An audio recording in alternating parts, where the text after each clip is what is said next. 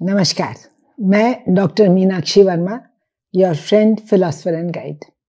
आज एक नए टॉपिक के साथ, और वो है पेनलेस डिलीवरी। सभी महिलाएं चाहती हैं कि उनकी डिलीवरी नॉर्मल हो, और डॉक्टर्स भी ये चाहते हैं, क्योंकि ये नॉर्मल डिलीवरी जो है वो पेशेंट्स के लिए और बच्चे के लिए, दोनों के लिए बेस्ट है।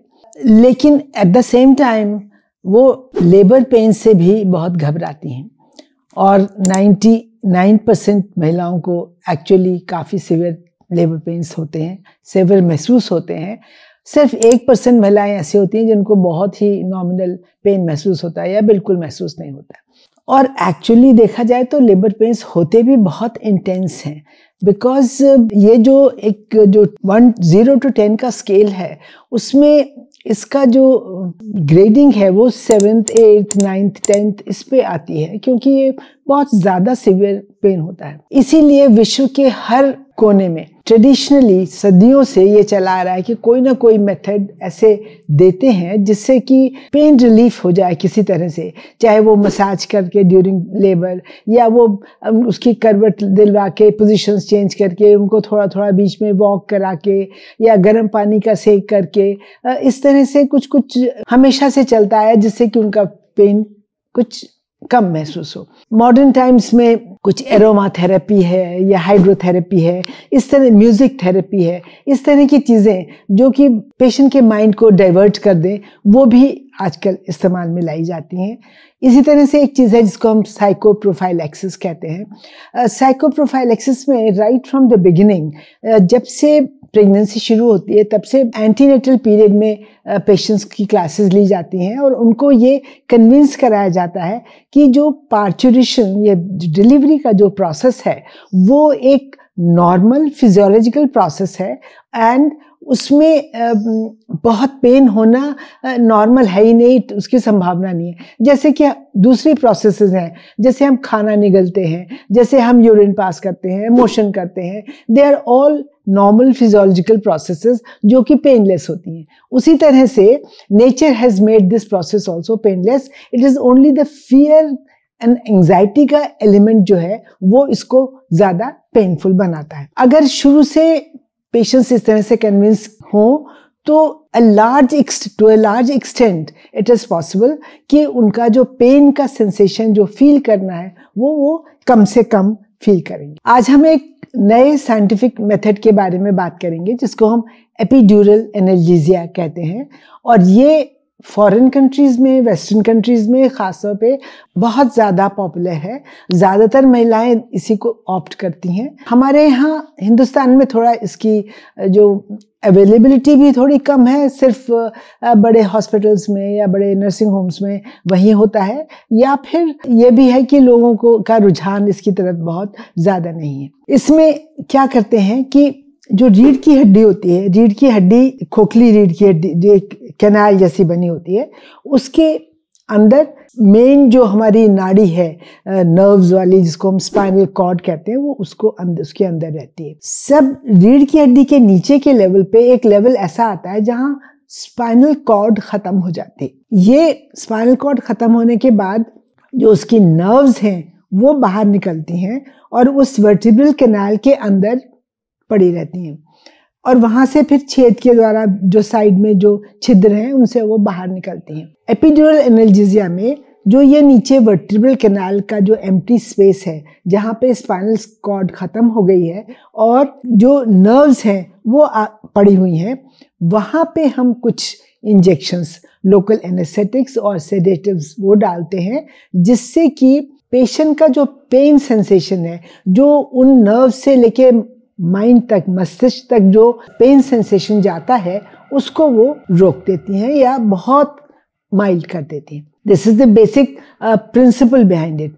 अब उस स्पेस में उसको हम, उस जो एपिड्यूरल स्पेस जिसको हम कहते हैं, उसके अंदर बहुत पतली सी नीडल डाली जाती है, और उस नीडल के थ्रू ही एक पीवीसी कैथेटर होता है बहुत पतला सा, जो डाला जाता है, और फिर नीडल को निकाल देते हैं। वो कैथेटर पड़ा रहता है, और उसी कैथेटर से इंटरवल्स में as and when required small amounts of anaesthetic agent is pushed, जिससे कि जो उसका एनाल्जेसिया है, जो पेन सेंसेशन जो खत्म हो गया है, वो वैसा बना रहे जब तक कि डिलीवरी नहीं हो जाती। ये दवाइयाँ जो दी जाती हैं ये काफ़ी सेफ हैं। बच्चे को इससे बाय एंड लार्ज कोई नुकसान नहीं होता है। कभी कभी ऐसा हो सकता है कि थोड़ा बहुत ब्लड प्रेशर ड्रॉप करे, उससे बच्चे का हार्ट बीट कम हो जाए, बट लार्जली बच्चे को कोई नुकसान नहीं होता। और डिलीवरी के बाद, चाहे वो वेजाइनल डिलीवरी हो चाहे वो ऑपरेशन से डिलीवरी हो, बच्चे बिल्कुल अच्छे स्वस्थ निकलते हैं। उनका कोई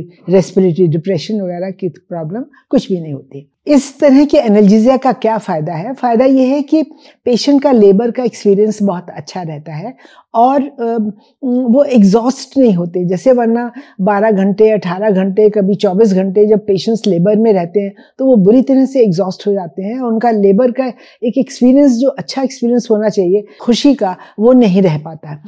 और अगर एक्सपीरियंस अच्छा नहीं हो तो बाद में पोस्टमार्टम डिप्रेशन वगैरह होने की जो चांसेस हैं वो भी ज़्यादा रहते हैं। इसका एक ये भी फ़ायदा होता है कि कभी कभी एक पोजीशन होती है एब्नॉर्मल, जिसको हम ऑक्सीपिटो पोस्टीरियर कहते हैं, जहाँ बच्चे का सिर जो पीछे का है वो पीछे की तरफ रहता है और फेस सामने रहता है।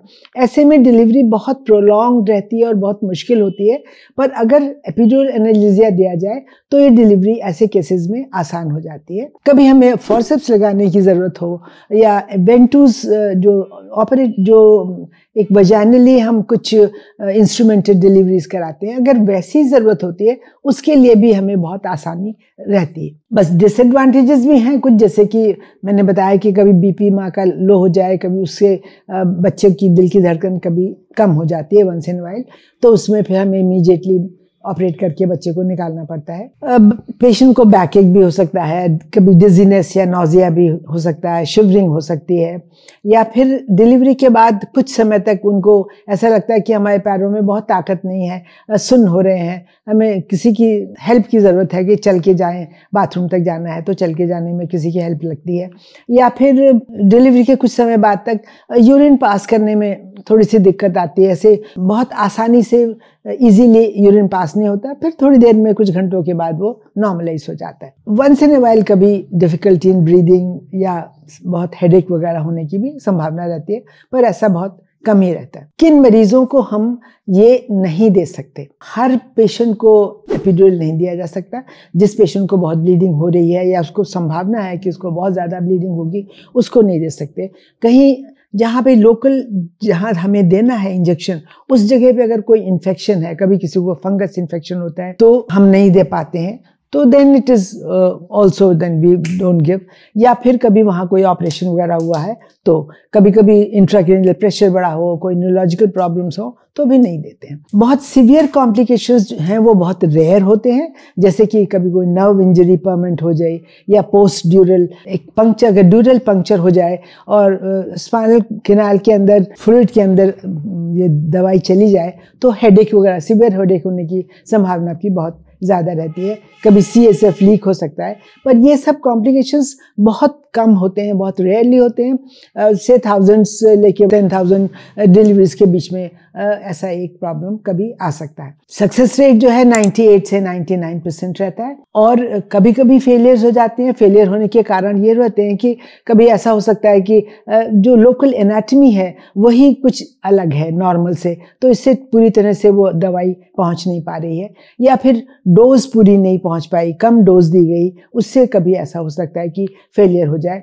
या फिर कभी कभी कैथेटर डालने के बाद उसका टिप जो है वो अपनी जगह से थोड़ा सा डिफरेंट जगह चला जाता है, जिसकी वजह से वहाँ प्रॉपर जगह जहाँ पहुँचना चाहिए दवाई वहाँ नहीं पहुँच पाती। कुछ पेशेंट्स ऐसे हैं जो कहते हैं कि हमें बस, हम लेबर पेन शुरू हुआ नहीं कि हमको आप ये पेनलेस डिलीवरी वाला इंजेक्शन दे दीजिए एपिड्यूरल एनाल्जेसिया। ऐसा नहीं हो सकता।